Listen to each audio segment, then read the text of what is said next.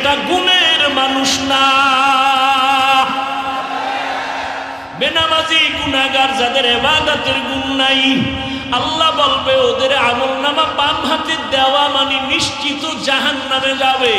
আল্লাহ বলবে ডাইরেক্ট হাতে দেওয়া হবে না, এই নাফরমান বেঈমানের বুকের মাঝে ছিদ্র করে ফেল, ছিদ্র করিয়া বুকের থেকে বাম হাতটা ঢুকাইয়া পিঠের থেকে হাত বের কর, টান মেরে ফেরেশতারা সাথে সাথে বুকের ছিদ্র দিয়া বাম হাত ঢুকায় পিছনে নিবে।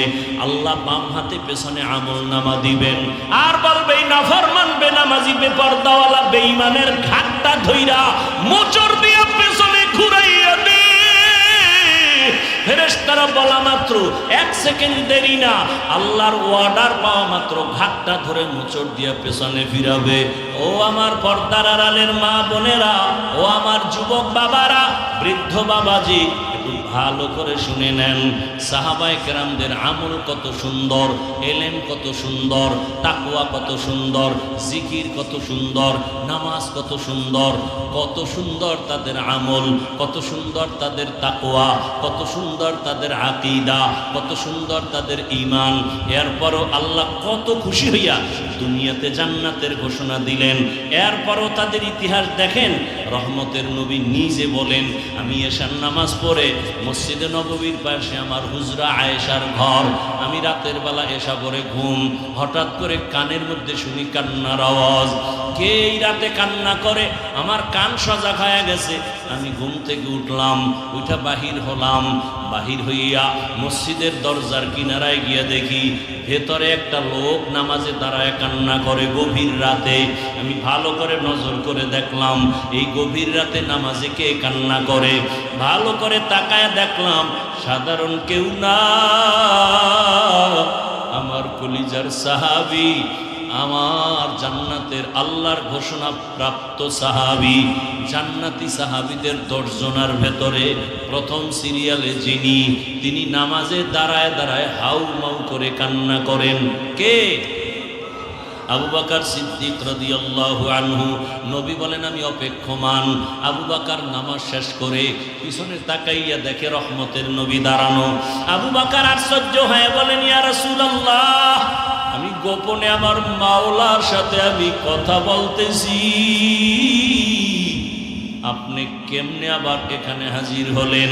আবু বকর, তুমি জানো না তোমার কান্নার আওয়াজে আমার ঘুম ভেঙে গেছে, তুমি নামাজে দাঁড়ায় কান্না করছো কেন?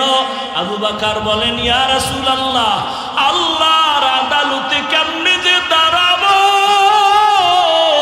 হাসরের ময়দানে কিভাবে দাঁড়ায় জবাব দিব? বলে এত ভয় কেন?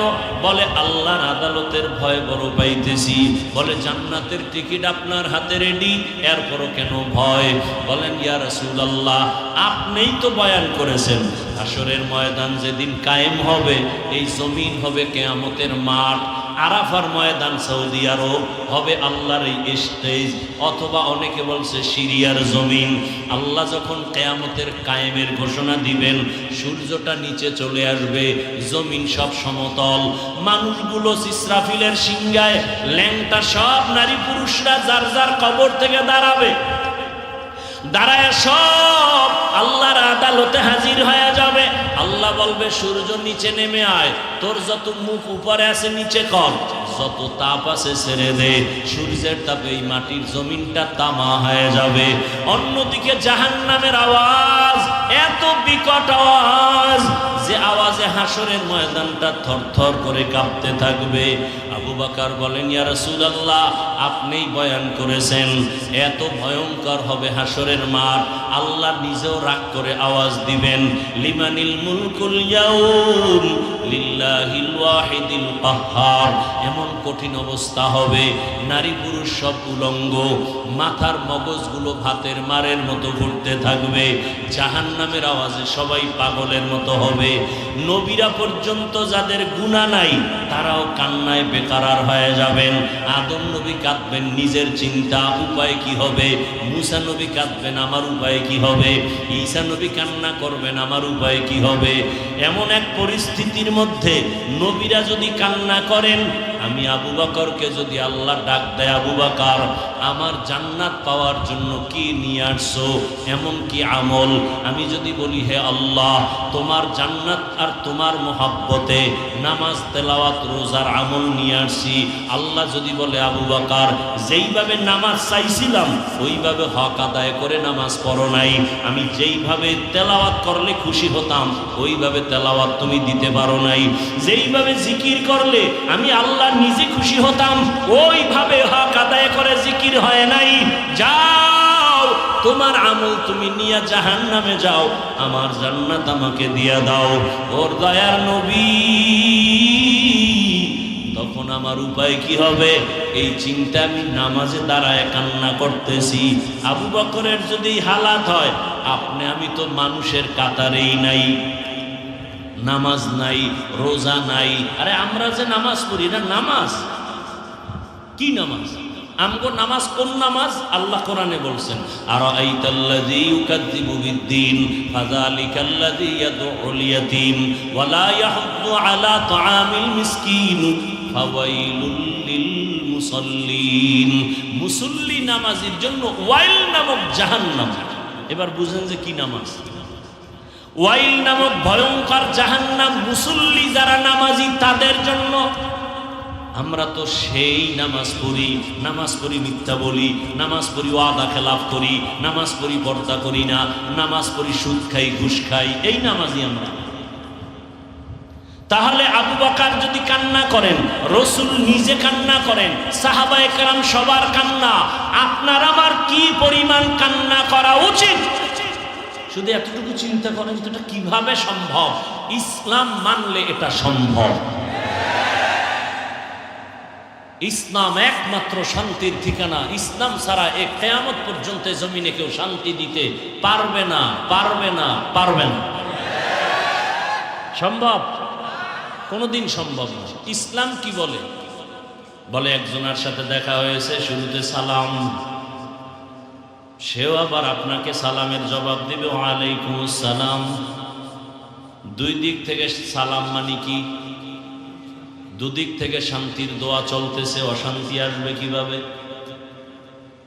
ইসলাম বলে ও বড়রা ছোটকে স্নেহর নজরে দেখো, বড়দেরকে ছোটরা সম্মানের নজরে দেখো।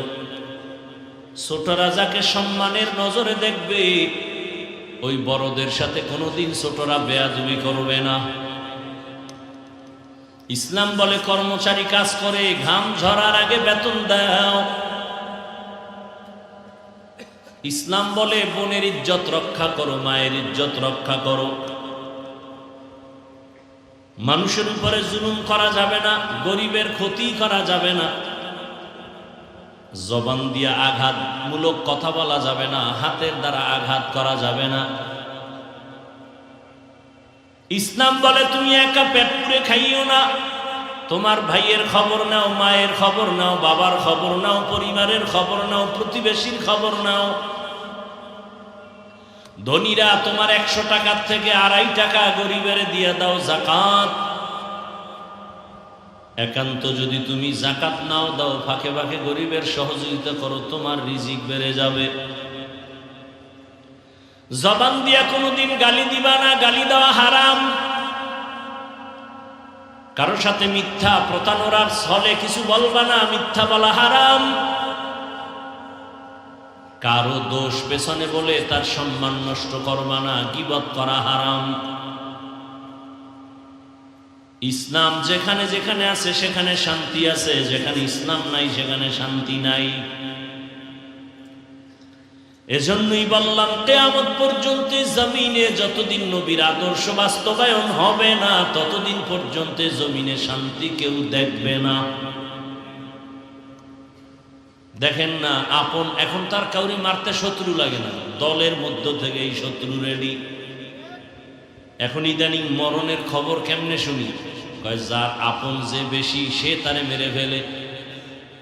আপন বন্ধু যারে দেখলে ভালো লাগে, না দেখলে খারাপ লাগে, সেই কিন্তু এক সময় বন্ধুর ভেষে দুশ্মনী করে মেরে ফেলে।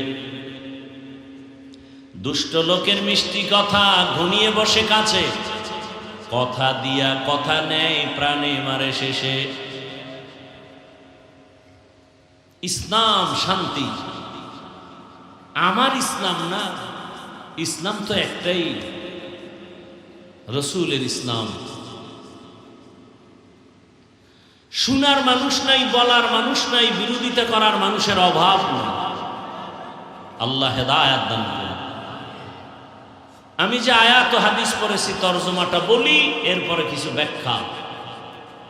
আর রহমান, রহমান হলেন তিনি, আল্লামাল কোরআন, কোরআন শিক্ষা দিলেন যিনি। খলাকাল ইনসান, রহমান হলেন তিনি, মানুষ সৃষ্টি করলেন যিনি। আল্লামাহুল বায়ান, রহমান হলেন তিনি, বয়ান শিক্ষা দিলেন যিনি। হাদিসে পাকে রহমতের নবী বলেন, খায়রুকুম মান তাআল্লামাল কুরআনা ওয়া আল্লামাহ। জমিনে তাদের থেকে দামি কেউ নাই যারা কোরআন নিজেও শিখে অন্যদেরও শিক্ষা প্রদান করে। ডাইরেক্ট কোরআন শিখানো একটা, এটাও যেমন শ্রেষ্ঠ।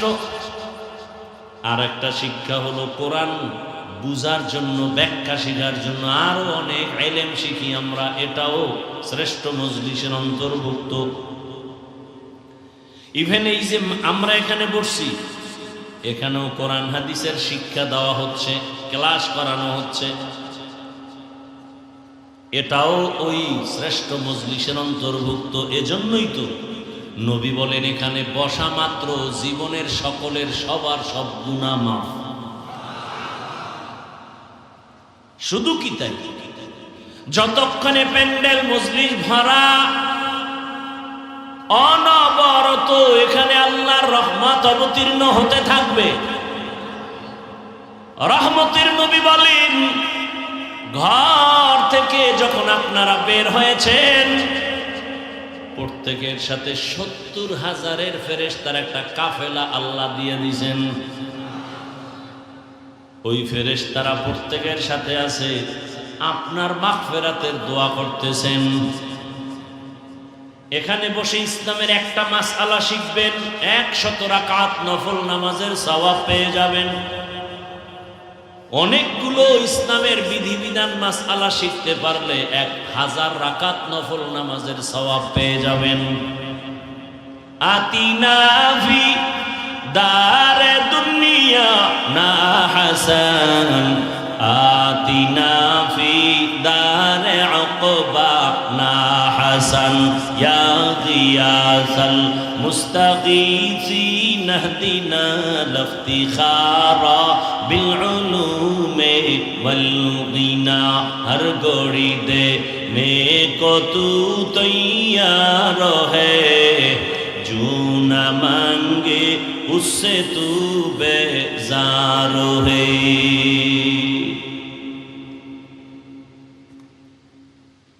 কথা বলার মতো সুযোগ দিবেন, ধৈর্য হবে তো, না দোয়ার আগে ভাগবেন? শুরুতেই কিন্তু কপালের বয়ান করেছি। কপাল 13টা বছর রহমতের নবীকে দেখলো, কাছে বসে খানা খাইলো, বয়ান শুনলো, কালেমা পড়ে নাই। এত বড় নিকৃষ্ট কপালওয়ালা বেঈমানের নাম কি জানেননি? জানেন না? গরবা সুরত আদমি ইনসাব দে আহমদ বু জাহলো হামেক সাব দে আদমিরা আদমিয়ত লাজিমাস আউদেরাগর বুনা বাসদহি জামাস। আর তো বাসায় যে ঘুমাবেন সেই টেনশন তো নাই, কারণ এ জাতি রাতে ঘুমায় না। এ জাতি মাওলার কাছে নাজাত পাওয়ার জন্য অন্তত রাতটাকে মোবাইলের হক আদায়ে ব্যয় করে। মাওলার কাছে একটা বলতে হইব না কিছু, মায়ের হক আদায় করছনি না, বাবারটা না, বোনেরটা না, স্ত্রীরটা না, তো কি করছো? আল্লাহ একটা হক আদায় করছে। সারা রাত মোবাইলে জেনা করে করে হক আদায় করছি। চোখের জেনা, অন্তরের জেনা, জবানের জেনা, কানের জেনা। বুঝেননি বাংলা? সারা রাত ঘরের দরওয়াজা জানালা বন্ধ করে, বাবা মোবাইল চালায়, মা মোবাইল চালায়, ভাই মোবাইল চালায়, বোন আর এক রুমে মোবাইল চালায়, জেনা জেনা চলে সারা রাত, চোখের জেনা, কানের জেনা, অন্তরের জেনা, জবানের জেনা। উচিত ছিল ঘুম থেকে উঠে দেখবে চেহারা বানর হয়ে গেছে, শুকর হয়ে গেছে, যেমন অন্য নবীদের উম্মতের হইতো। তোমার এত আকামের পরেও চেহারা কেন পাল্টায় না? রহমতের নবীর উম্মত হওয়ার কারণে। ইমামুল আউয়ালিন আল আখিরিন বহরে সদকা রহমাতাল লিল আলামিন। 13 বছর বয়ান শুনছে, কালেমা পড়ে না, এর নাম কফাল। অন্যদিকে 27 বছরের যুবক তরবারি নিয়ে দৌড়ায় নবীকে জবাই করবে। কয় বছর? 27 বছরের যুবক নবীকে জবাই করার জন্য তরবারি নিয়ে দৌড়ায়। রহমতের নবীর সামনে যাইয়া রহমতের নবীকে এক নজর দেখা মাত্র তরবারি ফেলে বলেন, নবীজি দয়া করে বেয়াদবি মাফ করে কালেমা পড়ায়া দেন। এমন সান কফালার নাম জানেননি? বলেন, এর নাম কফাল। 13 বছর নবীকে দেখেছে, কালেমা কপালে আসে নাই, কপাল। আর নবীকে জবাই করতে গিয়া ইতিহাসের পৃষ্ঠায় নাম লেখা হলো জান্নাতের দ্বিতীয় সাহাবী। কেমন সেই ওমর? 1500 বছর পরে সেই ওমরের নাম শুনলে কেমন যেন ভয় ভয়। ওমর যেই রাস্তায় চলে, শয়তান ওই রাস্তায় চলে না। কেমন পাওয়ার আল্লাহ তাকে দান করেছেন। ও যুবক, ঘুমের মধ্যে এখনো যদি ঘুমের সময় শাহাদাত আঙ্গুল নিয়া বুকের উপরে লেখো ওমর আইন মিম রা, ওমরের নাম লেখা ঘুমাও, ভালো স্বপ্ন দেখবি, খারাপ কিছু স্বপ্নে দেখবি না। ওমরের এখনো শয়তান বড় ভয় পায়। শুধু ওমরের ইতিহাস বললে রাত পার হয়ে যাবে। কেমন চান কপালওয়ালা? ওই যে শুরুতেই বলছি, কপাল বাড়ির থেকে ওয়াজের নামে আসছে, প্যান্ডেলে ঢুকতে পারে না, কপাল। একদল প্যান্ডেলে ঢুকছে, বয়ান শুনতে পারে না, মোবাইল দিয়ে কলবের দরজা বন্ধ, কপাল। আর একদল বয়ান শুনবে শুনবে শুনবে শুনবে, হঠাৎ করে উঠা দৌড় দিবে, মোনাজাত নাই, কপাল।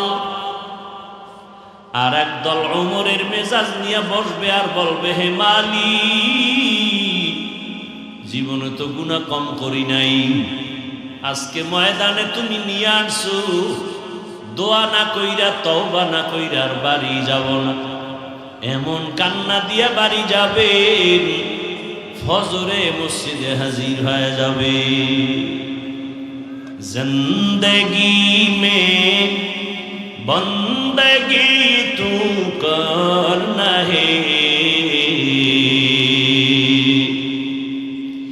जिंदगी में बंदगी तू करना है, जिंदगी बे बंदगी शर्मिंदा है, जिंदगी बे बंदगी शर्मिंदा है।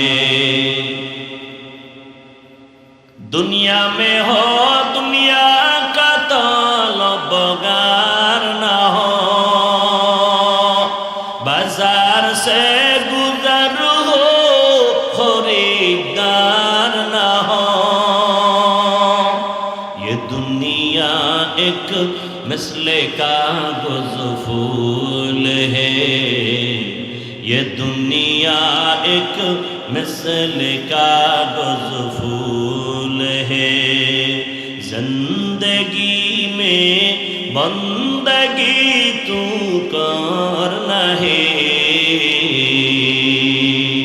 जिंदगी में बंदगी तू करना है, जिंदगी में बंदगी शर्मिंदा है, जिंदगी पे बंदगी शर्मिंदा है, जिंदगी में बंदगी कुन बंदगी, बंदगी बे जिंदगी शर्मिंदगी। भाइरा আমার, যে আয়াত আমি পড়েছি আপনারা জানেন, আর রহমান আল্লামাল কুরআন খালাকাল ইনসান আল্লামাহুল বায়ান। আয়াতের তরজমা শেষ, ব্যাখ্যায় ঢোকার আগে সামান্য একটু সময় নিচ্ছি, ভূমিকায় দু চারটি কথা শুনেন। জমিনে আল্লাহ মানুষ বানাইয়া, আল্লাহ মানুষকে বানাবার আগেই শ্রেষ্ঠ মর্যাদা দিয়েছেন, সিদ্ধান্ত ফাইনাল। জমিনে আল্লাহ পাঠাবার আগে এই মানুষের শ্রেষ্ঠত্ব ধরে রাখার জন্য আল্লাহ ব্যবস্থা দিয়েছেন দুইটা। এক ব্যবস্থার নাম রিজালুল্লাহ, আর এক ব্যবস্থার নাম কিতাবুল্লাহ।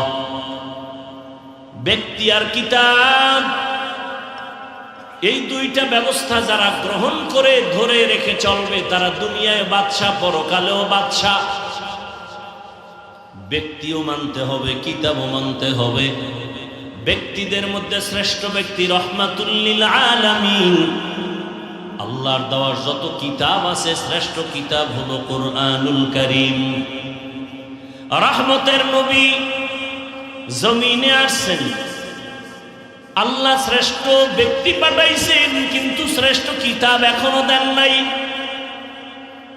দীর্ঘ 40টা বছর রহমতের নবীর জীবনের বয়স অতিবাহিত হওয়ার পর আল্লাহ তাআলা শ্রেষ্ঠ কিতাব নাজিলের সূচনা করলেন। ইকরা বিসমি রাব্বিকাল্লাযী খালাক, খালাকাল ইনসানা মিন আলাক, ইকরা ওয়া রাব্বুকাল আকরাম, আল্লাযী আল্লামা বিল কলম, আল্লামাল ইনসানা মা লাম ইয়ালাম। মাত্র 5 আয়াত নিয়ে জিবরাইল আসছে, প্রথম কোরআনের সূচনা। তাও নবীর 40 বছরের পর প্রশ্ন প্রত্যেকটা পয়েন্টে। আল্লাহ তাআলা আমার নবীকে মক্কা নগরীতে পাঠাইলেন, যেই মক্কার মানুষ ছিল চরিত্রহীন, লম্পট।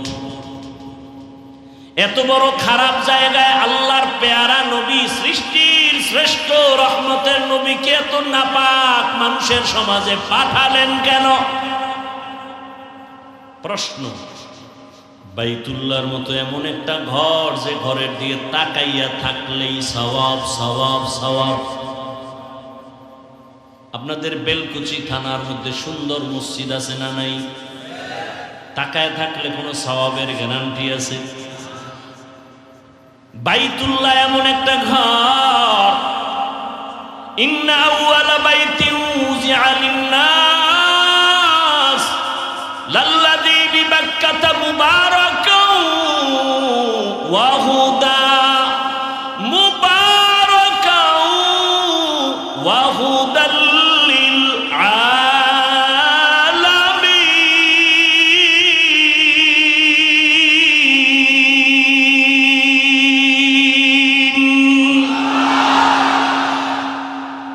জমিন আল্লাহ বানায় প্রথম একটা ঘর বানাইলেন বাইতুল্লাহ।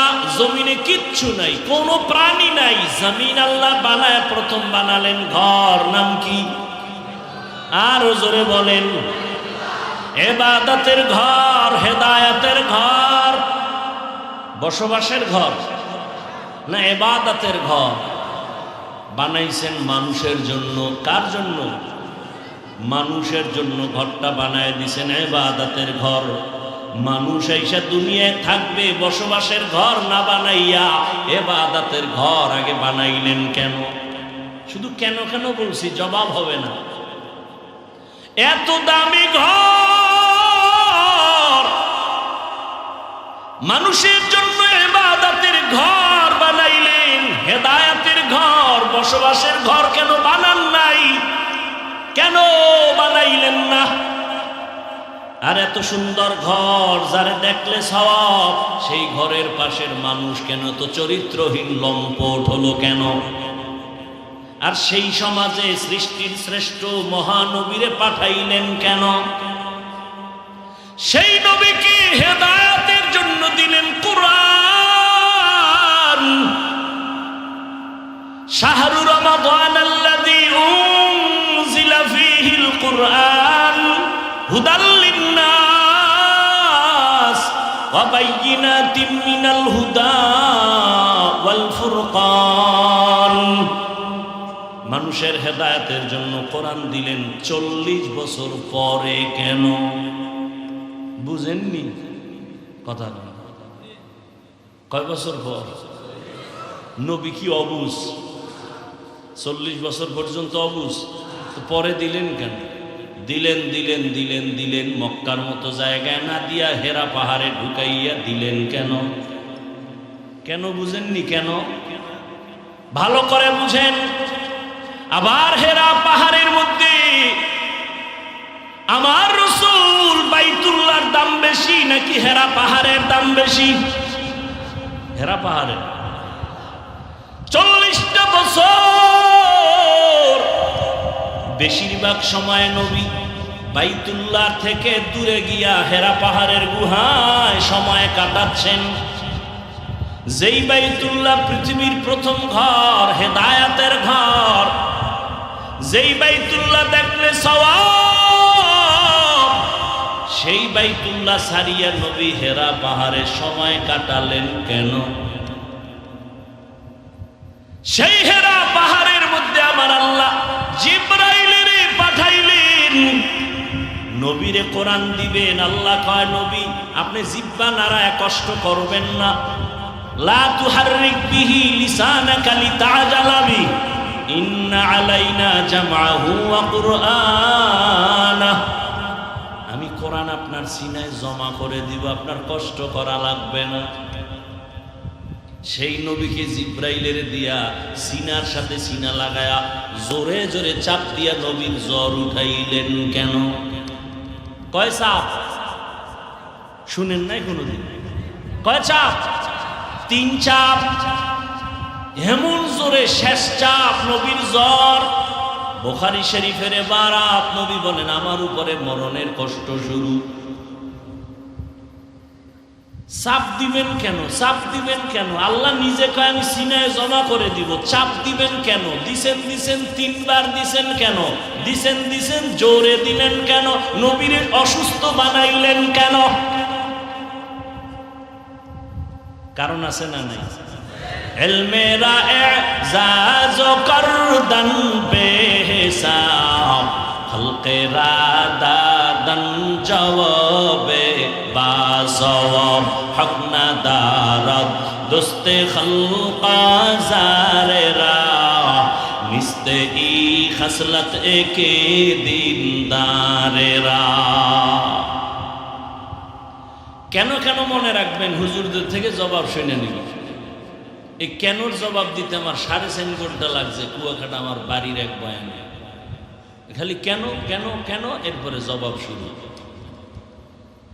ভাইরা আমার,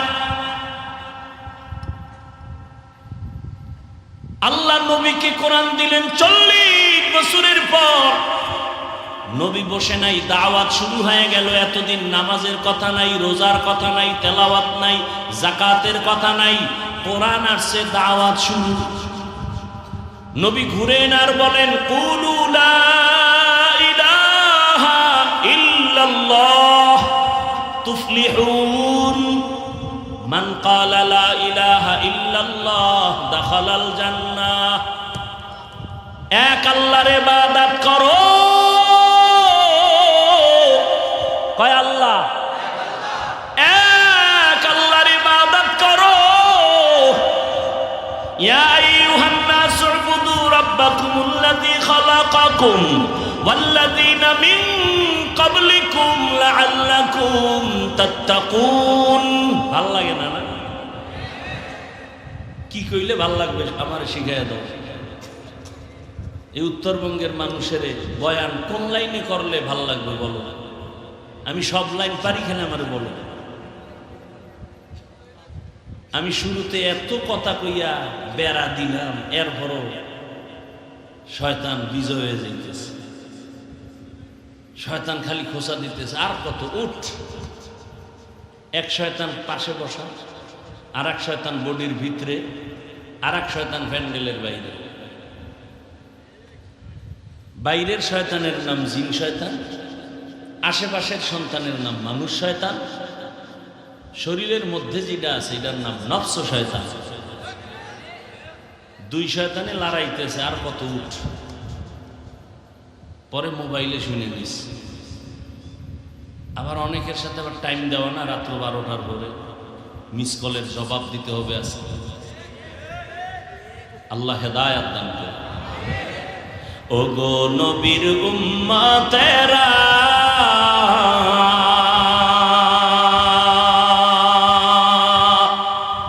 হয়ে আজি দিশাহারা,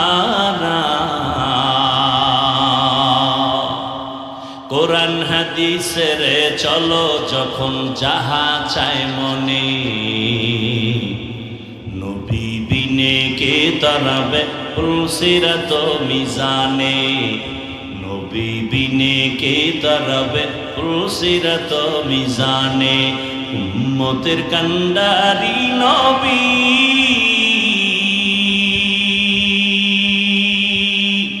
কাঁদেছেন উম্মতের লাগি, এখনো কাঁদেন নবীজি শুয়ে মদিনার পানে, নবী বিনে কে তরাবে পুলসিরাত মিজানে, নবী বিনে কে তরাবে পুলসিরাত মিজানে। বাসায় গিয়ে ঘুমাবে না কোন? এত পারাপারি করেন কেন? এখানতে বেরোইলেই গুনাহ শুরু। এখান থেকে বের হলেই আজকে ফজর ভরে নাই, আশিকের রসুল টাটকা আশিকের রসুল বয়ে রয়েছে। ফজর ভরে নাই, জোরে আসর ভরে নাই, মাগরিব পরে নাই। আজকে ফজর ভরবে কিনা তারও কোনো খবর। সব তাজা আশিকের রসুল। অথচ রহমতের নবী বলেন, বেঈমান আর মুমিনের মাঝখানে প্রাচীরের নাম নামাজ। বেঈমানেরা নামাজ পড়ে না, মুমিনেরা নামাজ ছাড়ে না।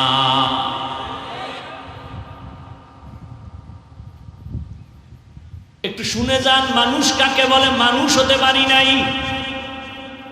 বক্তা হওয়া সহজ, মানুষ হওয়া বড় কঠিন। আবু জাহাল নবীরে চিনে জানে, খানা খায় দেখে, কালেমা পড়ে না কেন? মানুষ হতে পারে নাই। মানুষ হওয়া বড় কঠিন।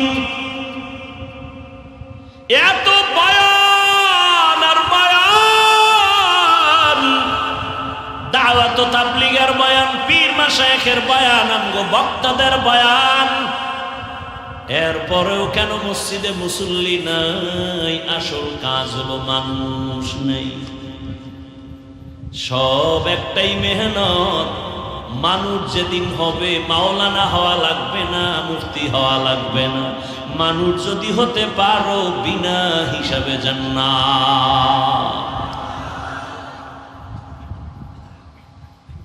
রহমতের নবী দাওয়াত দিতেছেন, এক আল্লাহর ইবাদত করো।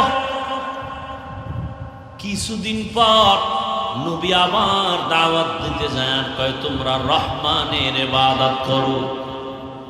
মক্কার বেঈমানেরা কয়, আব্দুল্লাহর ছেলে মুহাম্মদ, এতদিন বললি আল্লাহর ইবাদত করবো, এখন আবার রহমানের কথা বলো কেন?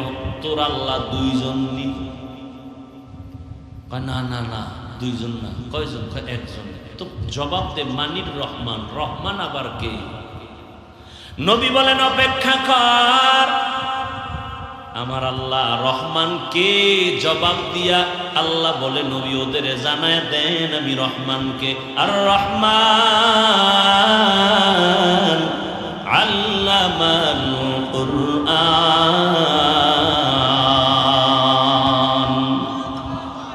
রহমান হলেন তিনি, কোরআন শিক্ষা দিলেন যিনি, খালাকাল ইনসান মানুষ সৃষ্টি করলেন যিনি। এইবার মূল কথা খেয়াল করেন, আল্লাহ বলেন রহমান হলেন তিনি, কোরআন শিখাইলেন যিনি, মানুষ বানাইলেন যিনি, তিনি হলেন রহমান। খেয়াল করছেন না? কি খেয়াল করছেন?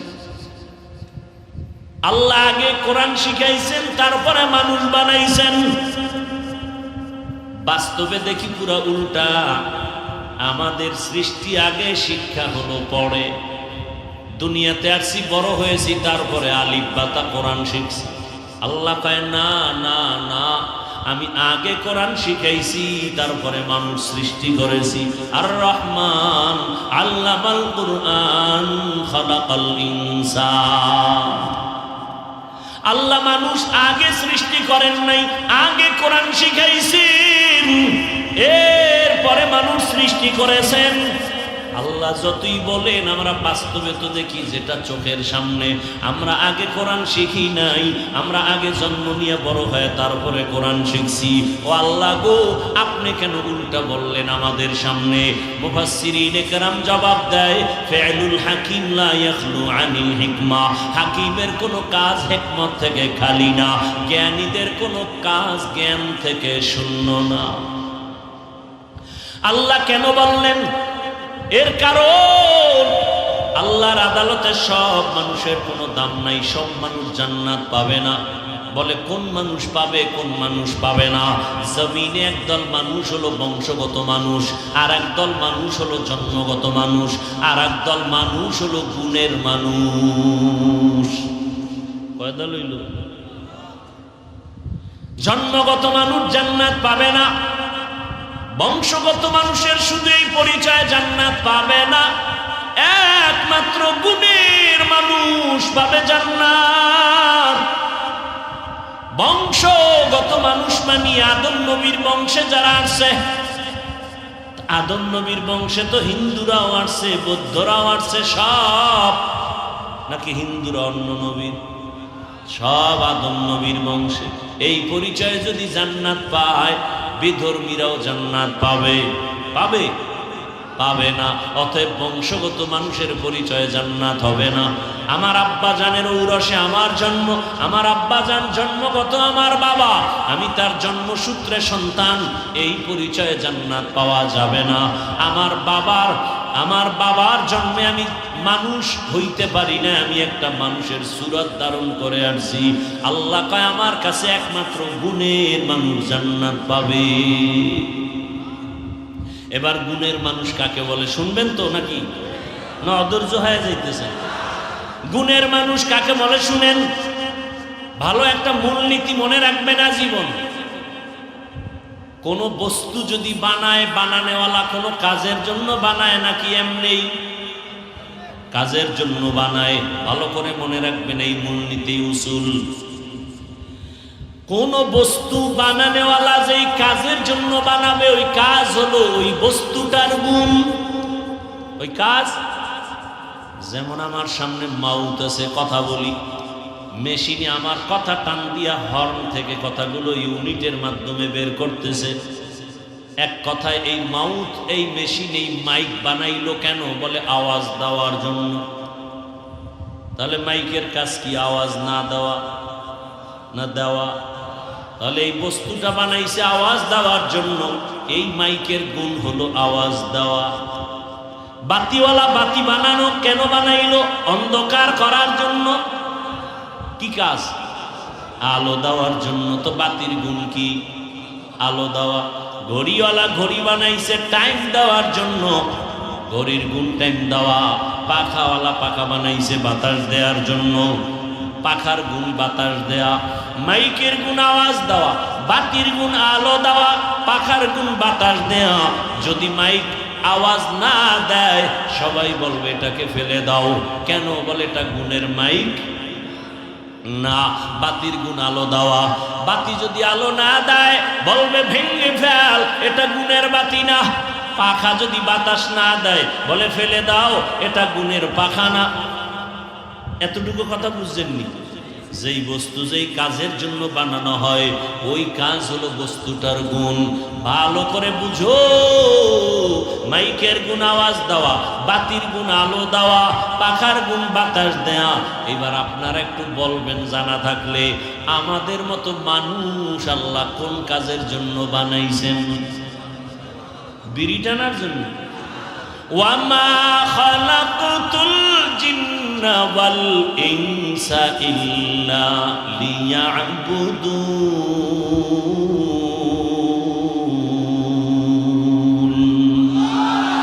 মা খালাকতুল জিন্না ওয়াল ইনসি বাখা জুজ ইবাদাত নিস্তে মাকসুদ আজ্জাহা। মানুষের কাজ হলো ইবাদত। মানুষের কাজ কি? তাহলে মানুষের গুণ কি?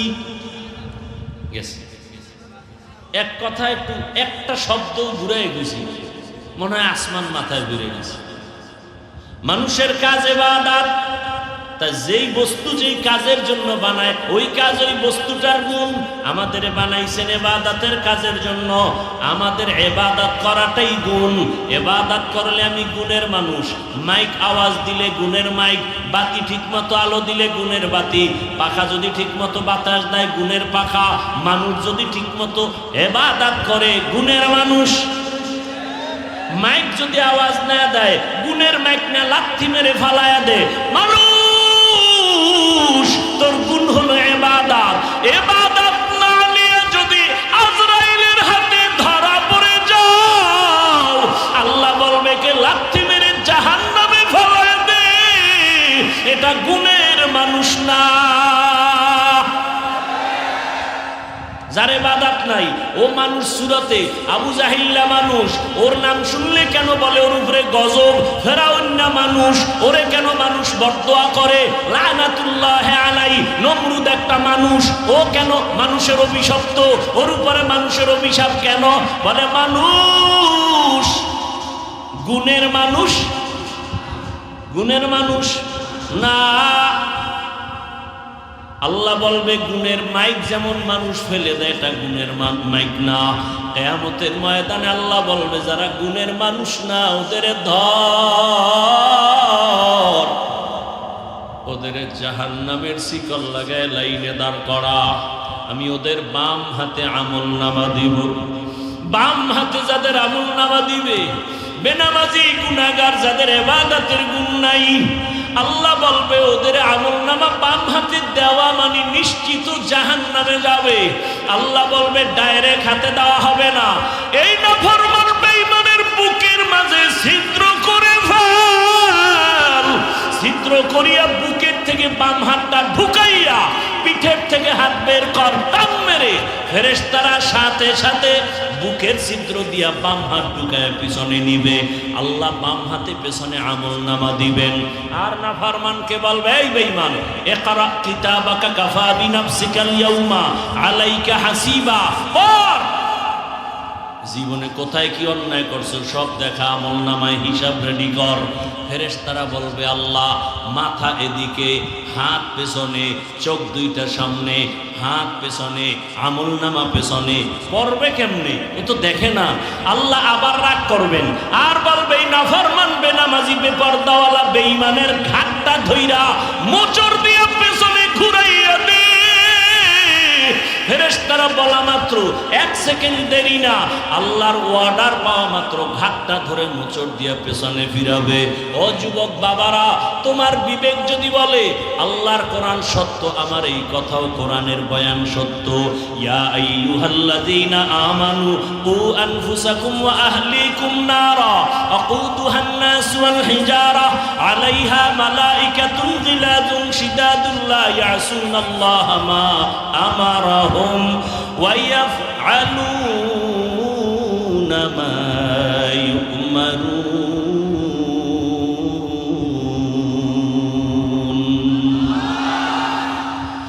ফেরেশতাকে আল্লাহ যা বলবেন তাই। আর ইবাদতের গুণ নিয়ে যারা কবরে যাবে আল্লাহ তাদের জন্য কবর জান্নাত বানাবেন।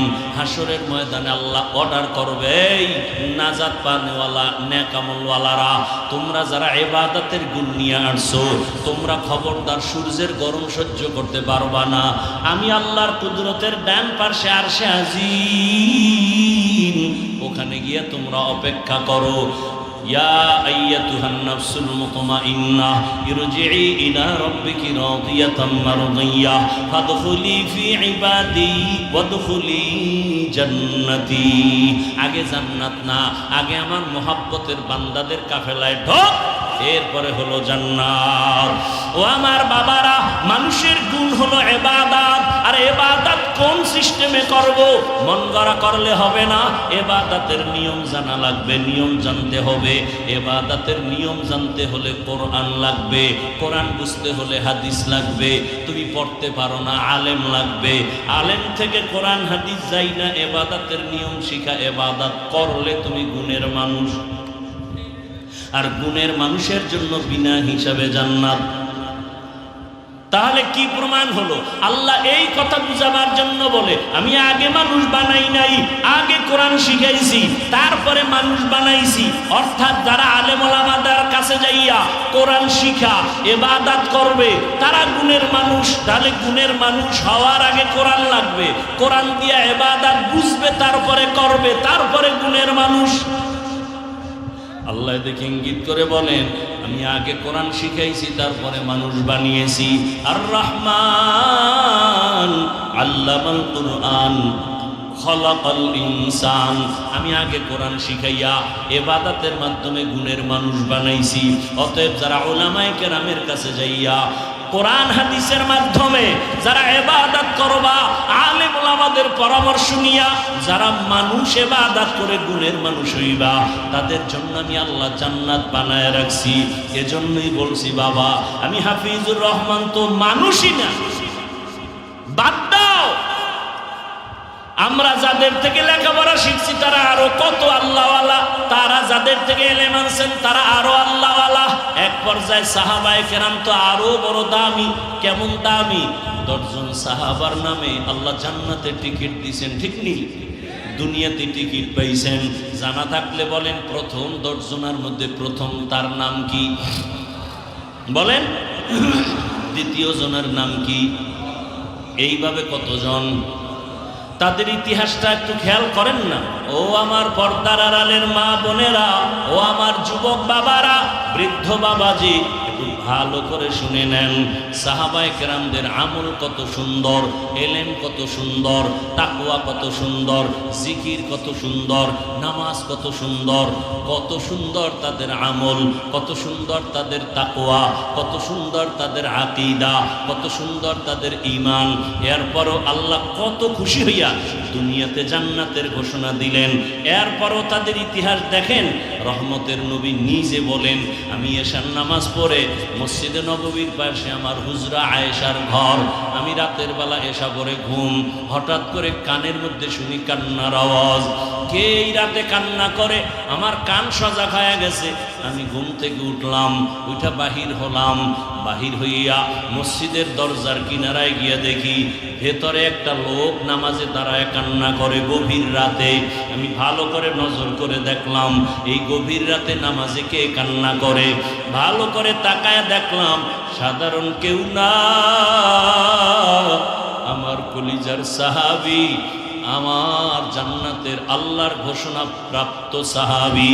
জান্নাতি সাহাবীদের 10 জনের ভেতরে প্রথম সিরিয়ালে যিনি, তিনি নামাজে দাঁড়ায় দাঁড়ায় হাউ মাউ করে কান্না করেন। কে? আবু বকর সিদ্দিক রাদিয়াল্লাহু আনহু। নবী বলেন, আমি অপেক্ষমান। আবু বকর নামাজ শেষ করে পিছনে তাকাইয়া দেখে রহমতের নবী দাঁড়ানো। আবু বকর আশ্চর্য হয়ে বলেন, ইয়া রাসূলুল্লাহ, আমি গোপনে আমার মাওলার সাথে আমি কথা বলতেছি, আপনি কেমনে আবার এখানে হাজির হলেন? আবু বকর, তুমি জানো না তোমার কান্নার আওয়াজে আমার ঘুম ভেঙে গেছে, তুমি নামাজে দাঁড়ায় কান্না করছো কেন? আবু বকর বলেন, ইয়া রাসূলুল্লাহ, আল্লাহর আদালতে কেমনে যে দাঁড়াবো, কিভাবে দাঁড়ায় জবাব দিব? বলে এত ভয় কেন? বলে আল্লাহর আদালতের ভয় বড় পাইতেছি।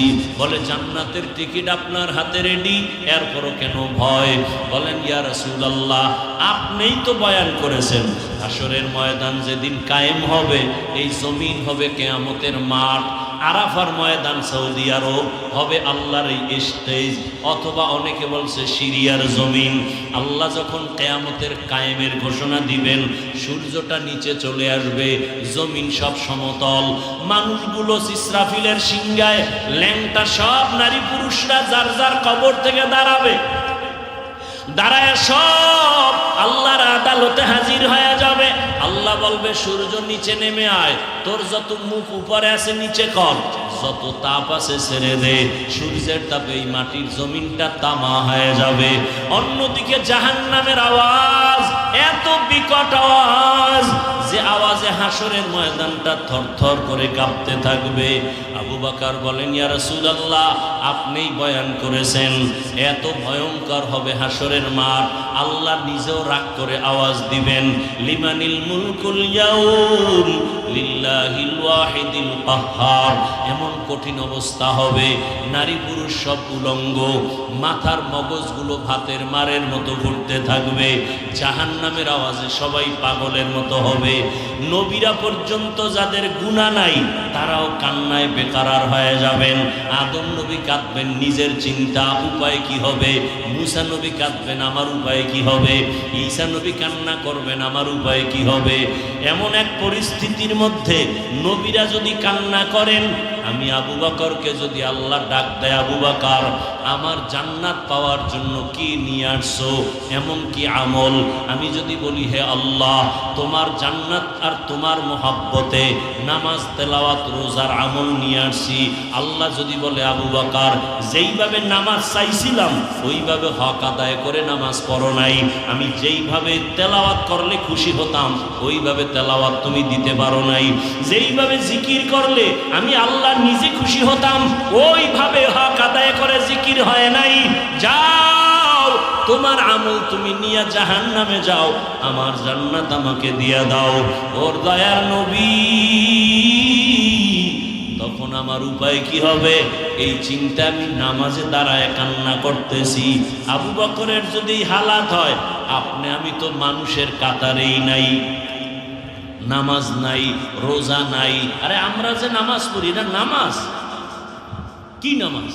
আমগো নামাজ কোন নামাজ? আল্লাহ কোরআনে বলছেন আরাআইতাল্লাযী ইউকাযযিবু বিদ্দীন ফাযালিকাল্লাযী ইয়াদউল ইয়াতীম ওয়া লা ইয়াহুদ্দু আলা তাআমিল মিসকিন ফাওয়াইলুল লিল মুসাল্লিন। মুসল্লি নামাজীর জন্য ওয়াইল নামক জাহান্নাম। এবার বুঝেন যে কি নামাজ। ওয়াইল নামক ভয়ঙ্কর জাহান্নাম মুসল্লি যারা নামাজি তাদের জন্য।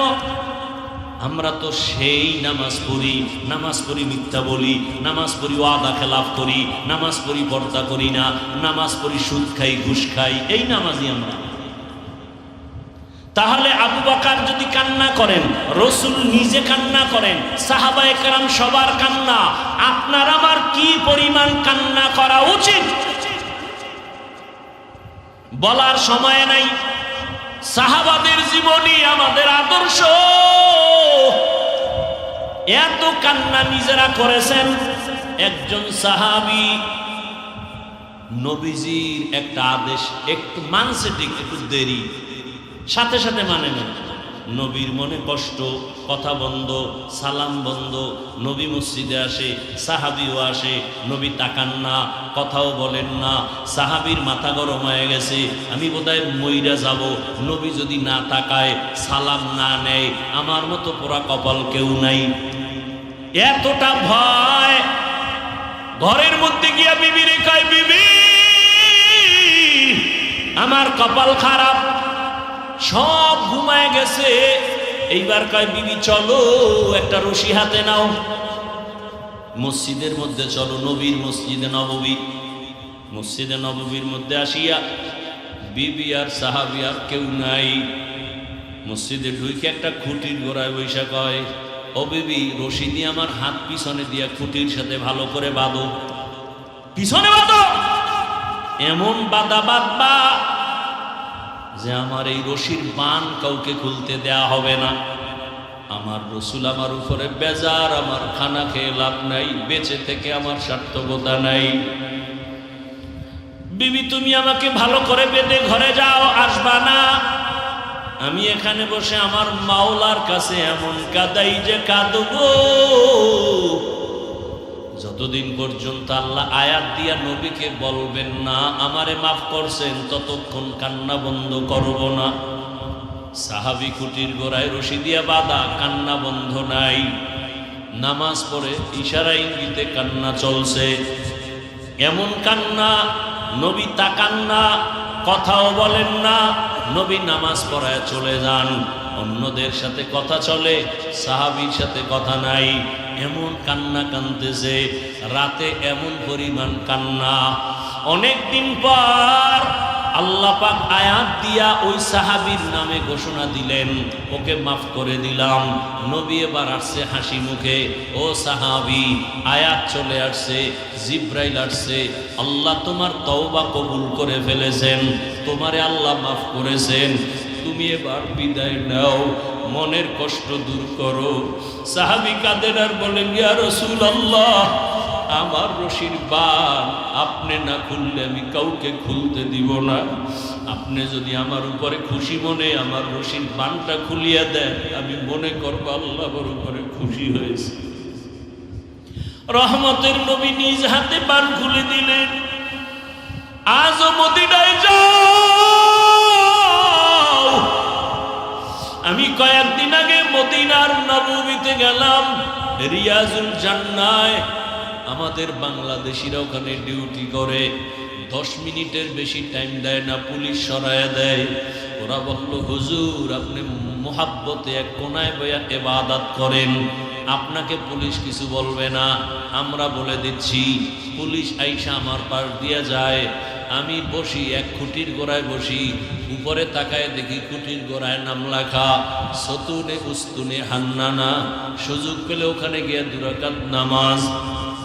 আবার আর একটা খুঁটির উপরে লেখা সতুনে আয়েশা, আম্মা জান আয়েশা বেশি বেশি খুঁটির গোড়ায় বসে বসে আল্লাহর ইবাদত করতেন, ইতিকাফ করতেন। আবার ওই যে সাহাবী কান্না করেছেন তওবার খুঁটি, ওই খুঁটির গোড়ায় এখন উপরে লেখা সতুনে তওবা, ওটা তওবার খুঁটি এখনো লেখা, আরবিতে লেখা। ওই সাহাবীর তওবা কবুল হয়েছে। ওখানে গিয়া সিজদায় পড়ে কাঁদলাম, কারণ পুলিশেরা মোনাজাতে কান্না ওরা পছন্দ করে না, মনে করে বোধহয় এটা বলে বেদাতি, ওরা মোনাজাত দিয়ে কান্নাটারে ভালোবাসে না। সিজদায় গিয়া মনের মতো কাঁদলাম। ও আমার এলাকার মা বোনেরা, ও আমার যুবক বাবারা, ও আমার বৃদ্ধ বাবাজিরা, এতক্ষণ যে এত কষ্ট করে চিল্লাইয়া বয়ান শুনাইছি, একবারও কিন্তু আমি আপনাদের বলি নাই আমার মতো দাড়ি টুপি লাগায় বুজুর্গ হয়ে হাতে তসবিহ নেন, বরং আমি আমার যুবক বাবাদের বলি, ও আমার কলিজার যুবক বাবারা, আমি একবারও বলি না কওমি মাদ্রাসায় যাও, তাবলিগে না গেলে তুমি জাহান্নামী, পীরের কাছে না গেলে তুমি জাহান্নামী। বরং আমি বলি, বাবা আমাদের লাইনে তুমি আসবা বাধ্য না, তোমাকে আমি আরো চাই তুমি স্কুলে কলেজে পড়ে ডাক্তার হও, ইঞ্জিনিয়ার হও, প্রফেসর হও, এসপি হও, ডিসি হও, ওসি হও, তুমি একজন এমপি মন্ত্রী, তুমি একজন চেয়ারম্যান হও, তুমি একজন ব্যবসায়ী চাকরিজীবী হও। তবে আমার বিদায় বেলা একটা দাবি, বেয়াদব হইও না রে বাবা। তুমি ডাক্তার হয়ে যদি বেয়াদব হও, তাসলিমা নাসরিনের মতো জুতা খেয়ে দেশ থেকে পালিয়ে যেতে হবে, মরণের পরও লাশটা জন্মভূমিতে আসবে না। ডাক্তার হও বেয়াদব হইও না, ইঞ্জিনিয়ার হও বেয়াদব হইও না, তুমি একজন জনপ্রতিনিধি হও বেয়াদব হইও না। বলবা হাফিজ ভাই বেয়াদব হব না, কথার ব্যাখ্যা কি? ভালো করে শুনো রে বাবা, 3 জায়গায় বেয়াদবি করবা না। আল্লাহর কসম, যদি বেয়াদবি করো মরার আগে তোর ধ্বংস শুরু হয়ে যাবে। 1 নাম্বার জায়গা মা বাবা, 2য় জায়গা শিক্ষক, 3 নাম্বার জায়গা উলামায়ে কেরাম। এই 3 জায়গায় বেয়াদবি করলে মা বাবায় যদি কষ্ট পায় নিঃশ্বাস ফেলেই দেয়, খোদার কসম মরার আগে ধ্বংস শুরু। যদি শিক্ষক তোমার ব্যবহারে কষ্ট পেয়ে নিঃশ্বাস ছাড়ে, ধ্বংস শুরু। আলেম ওলামা যদি তোমার ব্যবহারে কষ্ট পাইয়া নিঃশ্বাস ছেড়ে দেয়, খোদার কসম ধ্বংস মরার আগে শুরু। অনুরোধ করে বলছি, তোমার মতো কত যুবক আছে জেনারেল লাইনে পড়ে, জীবনে মাদ্রাসায় যায় নাই, অথচ স্কুলে পড়িয়াও নামাজ ছাড়ে না, কলেজে পড়িয়াও নামাজ ছাড়ে না। মিথ্যা বলছি? তোমার কপালে কারো বরদোয়া লাগছেনি, না হয় তুমি পারো না কেন? মা বাবার বরদোয়া লাগাইছনি, না হয় তুমি নামাজ পড়ো না কেন? তোমার মতো যুবক র্যাব আর্মি পুলিশ বিডিআরের চাকরি করে নামাজ পড়ে, বলো তুমি পারো না কেন? তোমার মতো যুবক ডাক্তার, প্রফেসর, ইঞ্জিনিয়ার, এমপি, মন্ত্রী অভাব নাই, ব্যবসায়ী, চাকরিজীবী, এসপি, ডিসি 5 ওয়াক্ত নামাজ পড়ে নাই? তোমার মতো যুবক রাস্তায় গাড়ি চালায়, নামাজ বাদ দেয় না, বলো তুমি কেন পারো না? তোমার মতো যুবক নদীর মধ্যে মাছ ধরে, নামাজ ছাড়ে না। তোমার মতো যুবক কৃষি কাজ করে, শ্রমিকের কাজ করে, নামাজ বাদ দেয় না, বলো তুমি কেন পারো না? তুমি কি মনে মনে ভাবছো হুজুরেরা মিথ্যা কয়? মনে মনে ভাবছো কোরআন মিথ্যা? একটা প্রমাণ দে, এখন দাড়ি কেটে ফেলবো। দুনিয়ার সব কোরআন জ্বালা, যদি একটা ভুল বের করে দিতে পারো, পারবা? পারবা না, বরং তোমার বড়রাও অপচেষ্টা করে পারে নাই।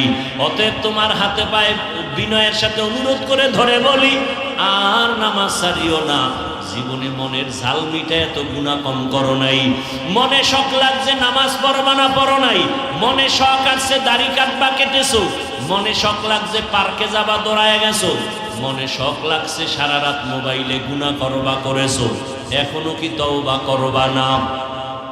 ও পর্দার আড়ালের মা বোনেরা, আপনার মতো কত মা, কত বোন এই এলাকায় এখনো আছে, পর্দা করে, নামাজ পড়ে নাই, মোবাইলে সময় নষ্ট করে না, স্বামীর মাল হেফাজত করে।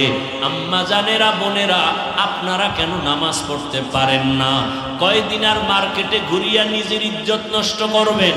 একটা সন্তানকে আদর্শ ডাক্তার বানায় যান, আদর্শ ইঞ্জিনিয়ার বানায় যান, আরে আদর্শ কোরআন পড়নেওয়ালা বানায় যান।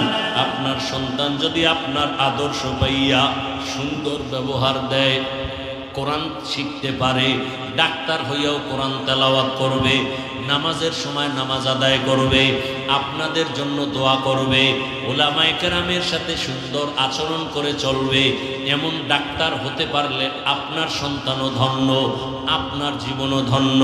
এরে আম্মা জানেরা, কয়দিন আর দুনিয়ায় বাঁচবেন? এমন একটা দিন নেই গাড়ির নিচে, পানির নিচে যুবকের লাশ দেখা যায় না, ঘুমের বিছানায় লাশ। কোন দিন মরণ হবে জানা নাই, এখনো সময় আছে, তওবা করেন। মনেরে বুঝান রে মন, জীবনে কত স্বাধীনভাবে চলছি আর গুনাহ করেছি। আজকে থেকে তৈরি হয়ে গেলাম, আমার মতো নারী যদি নামাজি থাকে আমি কেন পারবো না? আমার মতো নারী যদি স্বামীর খেদমত করে আমি কেন পারবো না? আমার মতো নারী যদি মোবাইল না চালায় আমি কেন পারবো না? আমি একটা ভালো সন্তানের মা হইয়া কবরে যাই, পারলে আলেমের মা হইয়া যাই, পারলে হাফেজে কোরআনের মা হইয়া যাই। যদি জেনারেল লাইনেও সন্তান থাকে, অন্তত আদর্শওয়ালা সন্তানের মা হইয়া কবরে যাই, আপনার জীবন ধন্য। যুবক বাবারা, এখনো সময় আছে, মনটাকে বুঝাইয়া তওবা করো। আল্লাহকে বলো, হে আল্লাহ, আমার মতো যুবক জেনারেল লাইনে থাকিয়া 5 ওয়াক্ত নামাজ পড়ে যদি চাকরি করে, ব্যবসা করে, আমি জীবনে তো গুনাহ কম করি নাই, আজকে থেকে তওবা করতে চাই। হে আল্লাহ, আপনি আমাকে এই মাহফিলের ময়দানে নিয়ে আসছেন, আমি তওবা করি, আর নামাজ ছাড়বো না, দাড়ি কাটবো না, বেপরদায় চলবো না, মা বাবার সাথে বেয়াদবি করবো না, শিক্ষকের সাথে বেয়াদবি করবো না, ওলামায়ে কেরামের দোয়া পরামর্শ নিয়া নবীজির সুন্নত অনুযায়ী জীবন চালাবো। তওবা করার মতো যদি অন্তর তৈরি হয়, মুনাফিকি যদি না থাকে, খাঁটি তওবার নিয়ত যাদের আছে, দুটো হাত আমার আল্লাহকে দেখায় দেন। আয় আল্লাহ, হাতগুলো কবুল করে নেন। আয় আল্লাহ, আমাদের তওবা কবুল করে নেন। তওবার উপরে মজবুত হইয়া চলা তৌফিক দান করেন, আমিন। বাবারা, আল্লাহর কাছে খাঁটি তওবা, আলেম হতে পারেন নাই, আলেমকে মহব্বত করবেন, সহযোগিতা করবেন। এই যে মাদ্রাসা, আজকে মাদ্রাসার কারণে এখানে বয়ান, এখানে আমরা আসছি, আরো ওলামায়ে কেরাম, মিজান সাহেব হুজুর কত দোয়া করলেন, এই মাদ্রাসার কারণে এলাকায় রহমত। মাঝে মাঝে দেখেন আজানের 1 ঘন্টা আগে এসে দেখবেন মাদ্রাসার বাইরে দাঁড়ায় শুনবেন বাচ্চাদের চোখের কান্নার আওয়াজ। ওরা তাহাজ্জুদে দাঁড়ায়, ছোট ছোট বাচ্চাগুলো বাসায় থাকলে সকাল 10টার আগে ঘুম থেকে উঠে না, আর এই মাদ্রাসার ছাত্রগুলো ছোট ছোট বাচ্চা হেফজোখানায় ভোর রাতে উঠে ওযু বানাইয়া সিজদায় পড়ে কাঁদে আর দোয়া করে, আল্লাহ আমার মা বাবাকে মাফ করে দাও, আমারে তুমি ইলমের নূর দিয়া কবুল